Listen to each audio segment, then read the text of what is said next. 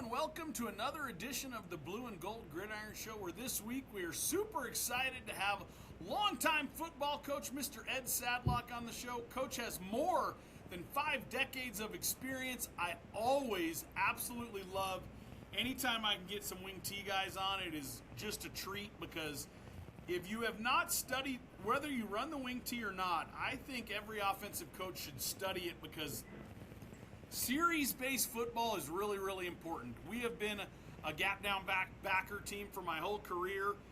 Not been a traditional wing T team, but the way we run offense and the way I think offense, I understand it best, and a lot of people it's worked for, is that series-based approach that a lot of it came from, in my opinion, the wing T stuff. So super excited to learn from Coach today. Before we get started, I want to take just a moment to remind everybody the Blue and Gold Gridiron Show is brought to you by School Funder.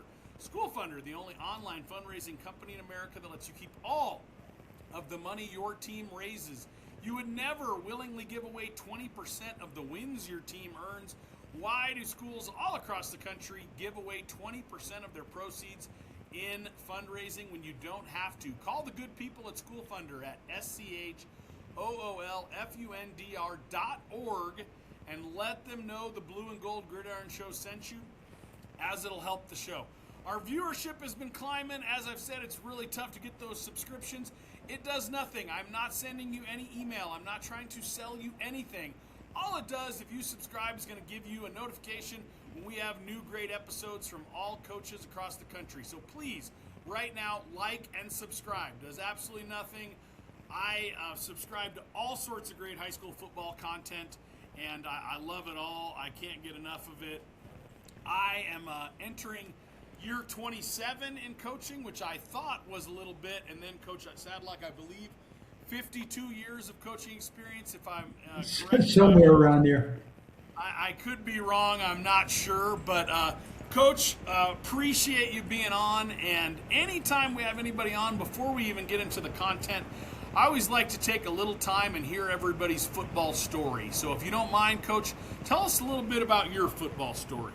Well, I played high school and college ball. You know, I wasn't a great athlete, but I was on the team, and I enjoyed coaching. And back then, you had to be in physical education to get into coaching. So when I went to college, I majored in physical education, and wound up my first job teaching as an assistant.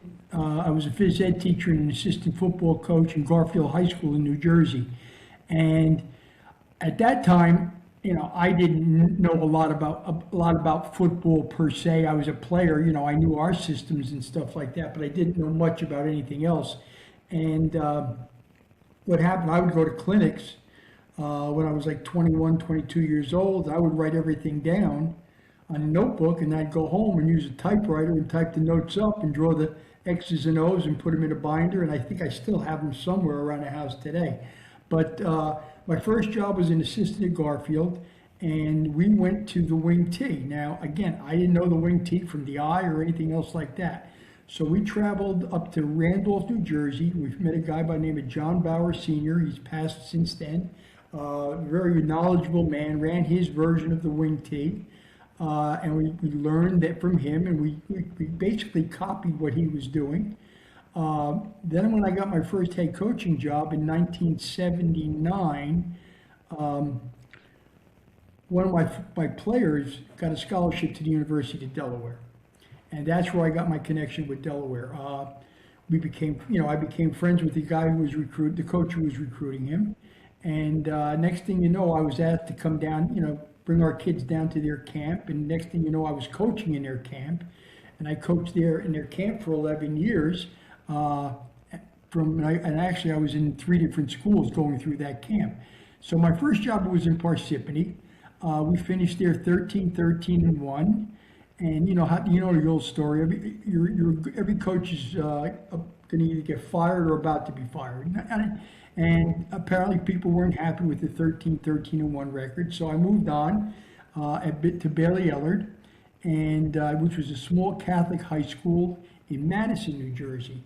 And we went there, and we got to the state finals twice, and we lost to Pope John, who was a parochial power at the time, both times in the final. And then I hooked up at Cedar Grove, and I should go back and say when I was at Bailey Ellard, I kind of did it all. I was the AD, the head football coach, the dean of students, and I think I ran the school my last year there. I don't even know, but we went there. From there, we went to Cedar Grove. We spent 25 years at Cedar Grove, and that was my head coaching career. And in Cedar Grove, we got to the playoffs on a regular basis. Our teams were very well, good, tough kids, good coaching staff. We were able to put together a good coaching staff. And we had a run from 2002 to 2015 where we got to, I would say, 9 state finals, and we won 5. It was a heck of a run. And, again, like I said, it was a tribute to our coaches and our coaching, our kids and stuff like that. And, my staff, I had a great staff. We wound up with some older guys on the staff, and then some of my younger guys were guys who went to college and played for me. So, they carried that tradition on to these younger kids when we were coaching at Cedar Grove, and I think that led to that kind of string. So, from there, once I left being a head coach, I spent 5 years at St. Peter's helping out my friend Richie Hansen. I was an assistant. I was a running back coach, and then I was moved to tight ends, and I was part of tight end offensive line type of deal. So I spent 5 years with them. We won a state championship there, and then I kind of took a year sabbatical where I was kind of like a analyst. I'd help 2 schools out, and then one of the schools asked me to come back and be offensive coordinator. So I went to Bloomfield for 2 years. I spent 2 years with Mike Carter in Bloomfield, New Jersey, all in New Jersey, by the way. Tough program to win, tough league to win in, and we finished 500 both years, which was pretty good for Bloomfield. And then I'm sitting there in retirement, and Mama called, like Bear Bryant said, Don Bosco Prep, which was my high school. Coach Sabella asked me to be the offensive line coach, and I said, Dad, I can't do what you guys do. I said, I'm 77 years old. I can't work all summer long and 7 days a week and stuff like that anymore. So I said, but I'll help you out. So basically what I did last year for Don Bosco is I was like Grandpa Technique with the offensive line.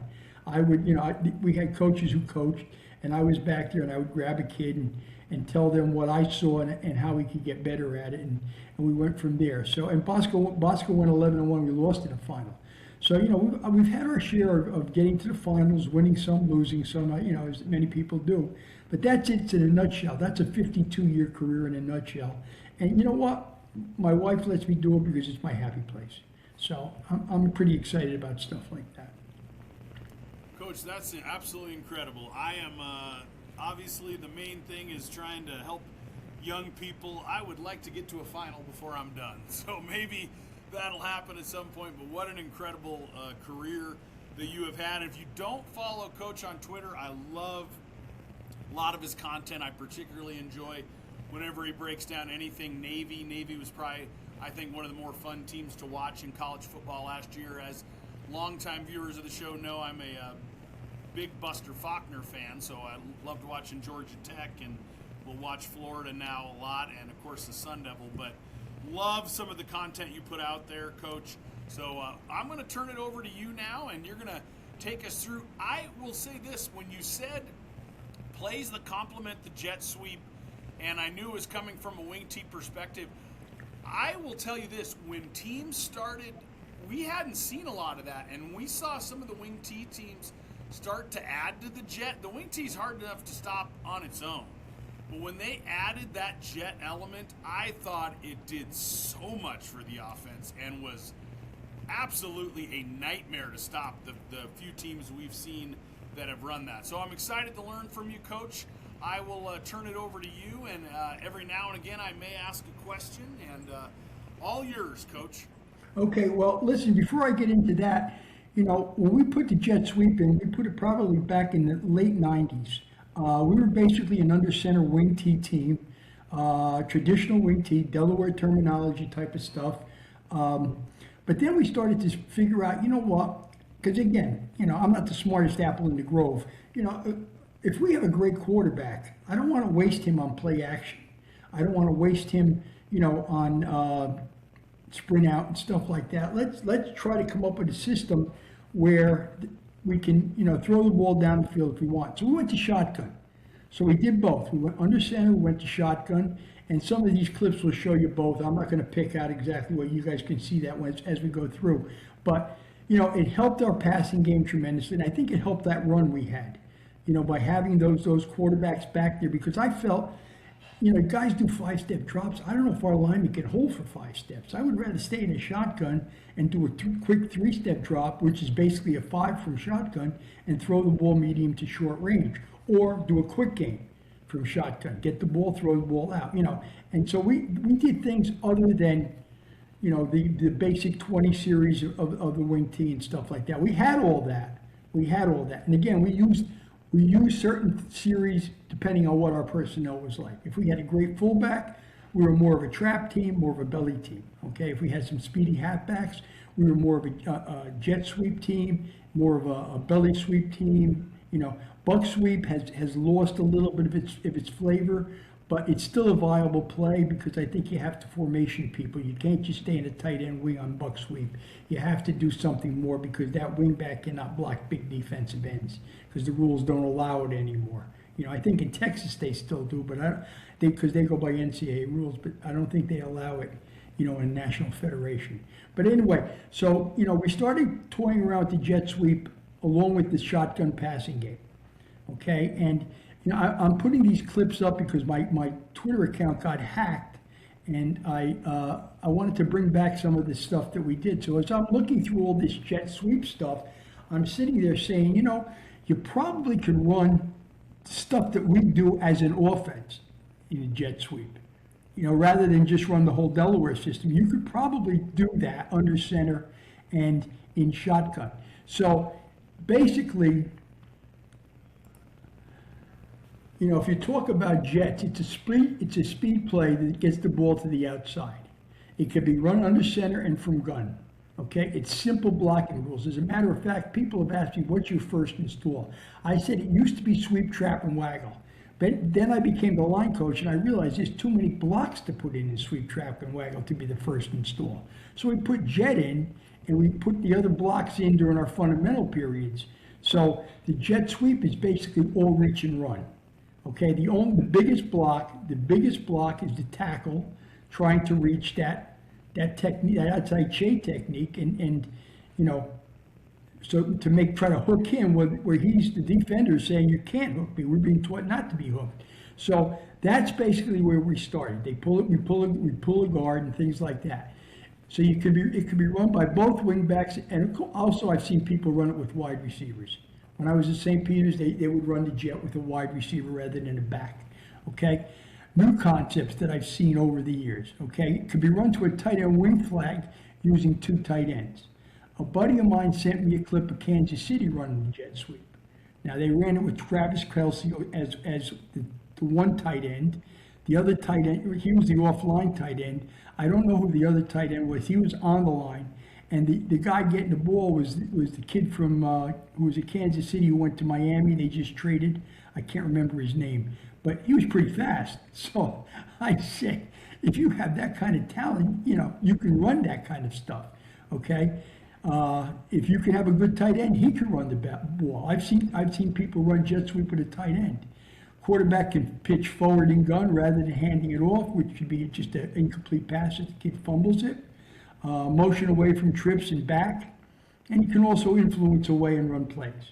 So that's basically, the things in the jet sweep that we have today. Now, if you look at the jet sweep and the rules to the left over there, okay, it's like I said, it's reach and run, all backside, tight end reach to cutoff, right halfback stalks, wide receiver stalks, okay? Fullback fills backside, left halfback is the ball carrier, jet motion, receive handoff, and front side A gap, and the ball should be already in handoff, and backside should be handoff backside A. I'm sorry, that should be corrected, and he should be having the ball by front side A gap, and he's supposed to waggle out.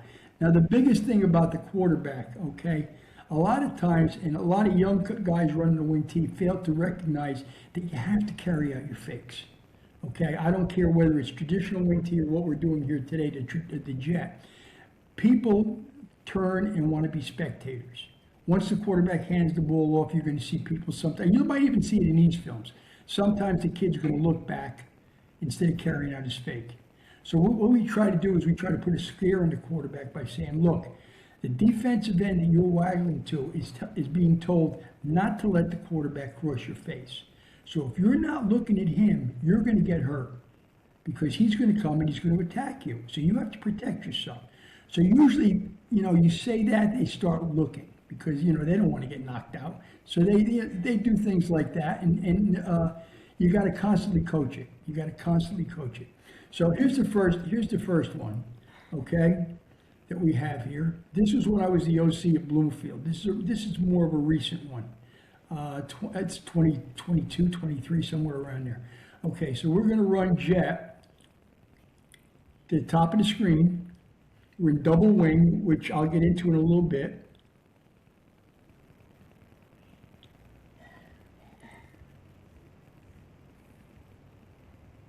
I want to run that back.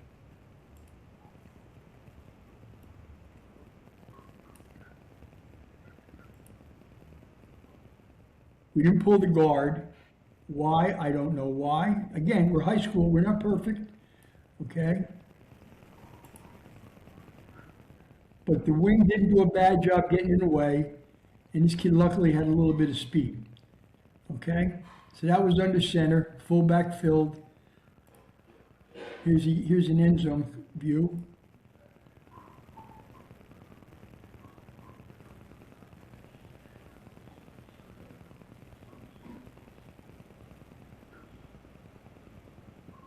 Different ball carrier. Okay, so once we decided not to pull the guard, okay, we would use what we call the ram and lion. So if we were going to run in Delaware terminology, let's say I said blue, which would be slot right, tight end and wing left. Blue, 11 jet. I would precede that with ram blue 11 jet. And that would tell the fullback he would move to the right to the dive back position. And the guard would hear ram or lion and he would know he didn't have to pull. And the reason we didn't pull the guard is because maybe there was penetration. Maybe there was a better player over the guard than we had anticipated and we were getting penetration and we don't want to do things like that. So that's what we would do. We would use the prefix ram or lion and it just sets the fullback in a halfback spot. And the guard just sits there and he reaches along with the tackle in the center and he goes upfield. You look like you're quizzical. Do you have a question? No, I don't. I'm loving it. Okay. Loving it. I was liking the adjustment there with having the back offset ram or lion. That seems like, you got somebody over the guard that you can't handle. That seems like a good way to do it. Now, see, in shotgun, we still called it, even though we didn't have to. You know what I'm saying? Because the back was offset. He would definitely go in the direction of the sweep unless we told him something different. But we did call it just to make sure there were no screw ups. So that's how we handle that. So let's see if I have a.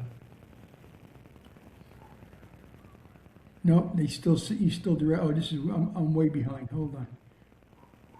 Okay, we're over here now. Hold on. Okay, so that's ram gun blue 11 jet. That's what we just talked about. Same blocking rules except the guard stays home. Okay, nothing different except we're in gun and it's going to be a little, the difference between gun and under center is the quarterback shows the ball more because he's in shotgun. Where under center he's reversing out and he's hiding the ball. So that's the difference, okay? All right, let's see what we got here.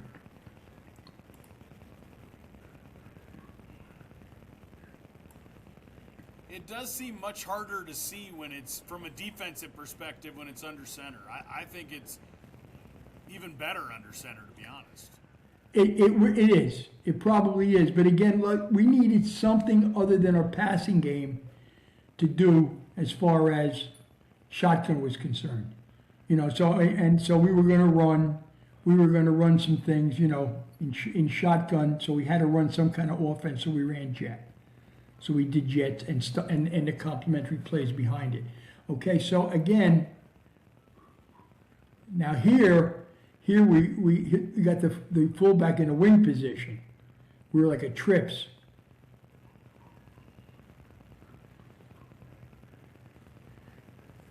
He didn't want it bad enough. Anyway, but that's that one.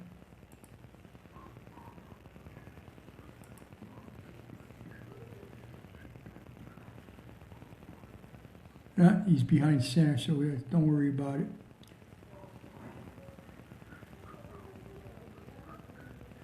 It's not a good example. It's a bad clip. I should have checked a little bit thoroughly.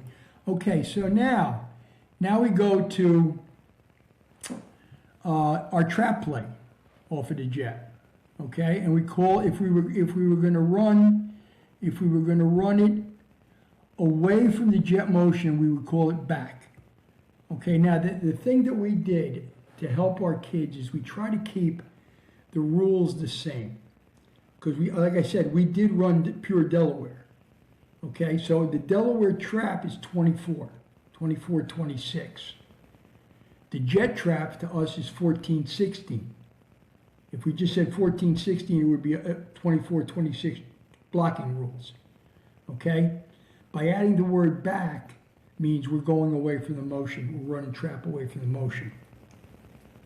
Okay, so that's basically what it was, and it's basically your basic trap block from the 20 series for Delaware, except we're running it with jet motion, and we could run it in shotgun, okay, and we could run it under center too. Okay, but under center, the quarterback's got. Can I ask you a question on the trap here? Sure.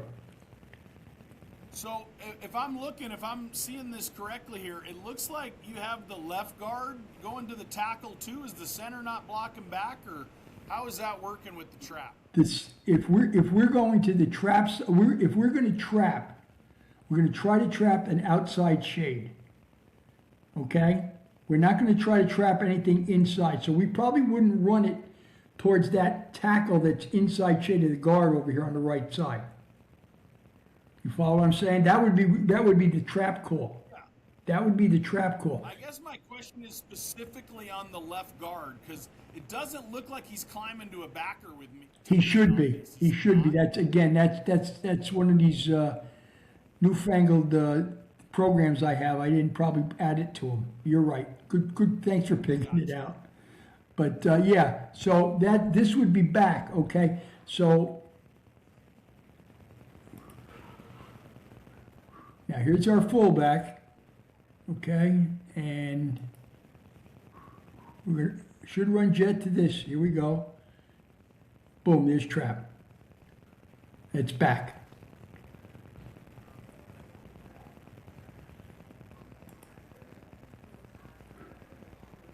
Good looking football play. You know what? It gets you.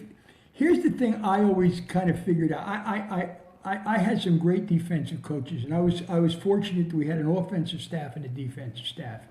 And our guys drill the kids, the linebackers, their eyes and stuff to do this, do that, do this. And I keep telling these guys, the older I got, I said, you know what? Again, it's high school.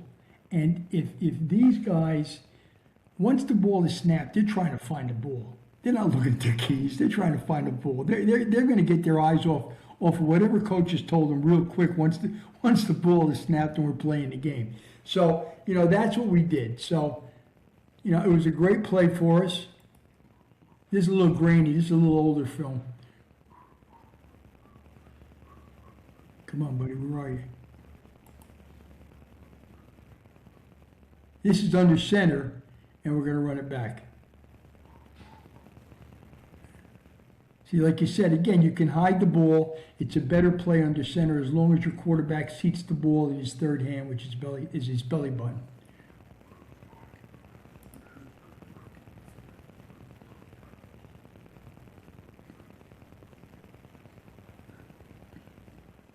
What we try to tell our fullback, and it's not always possible, is that you want to try to head north-south and get your pads parallel to the line of scrimmage as soon as possible. So that's some of the things we try to do with that. Okay, now, if you have an athletic quarterback, Then you run quarterback back. Okay, it's the same blocking scheme as back.